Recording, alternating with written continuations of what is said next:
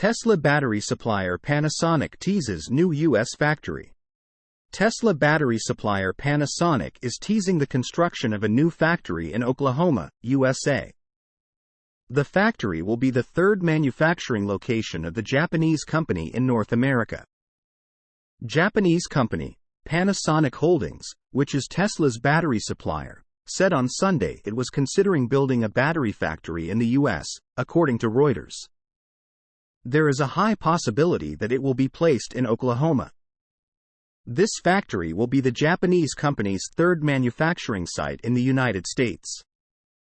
Panasonic has entered into an agreement with the state of Oklahoma that defines the eligibility and terms of the incentives under Oklahoma's LEAD Act.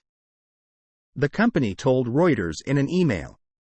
Panasonic was referring to an incentive package the state has set up to attract major companies to its Mid-America Industrial Park in Pryor. There are no other specific decisions that have been made by the company. We will share more information as it is available, the statement said. In March 2022, it was reported that Panasonic is negotiating a new U.S. plant to supply Tesla and possibly other electric vehicle makers with next-generation lithium-ion batteries. The Japanese company considered several sites for a multi-billion-dollar plant, including one in Oklahoma and another in Kansas. Ultimately, in November, it was confirmed that Kansas had been selected as the new location.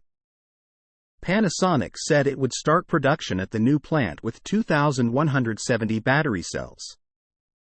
The company mentioned developing the 4,680 battery cells but did not say they would be made at the Kansas factory. The news that Panasonic is once again considering Oklahoma for its factory is very interesting.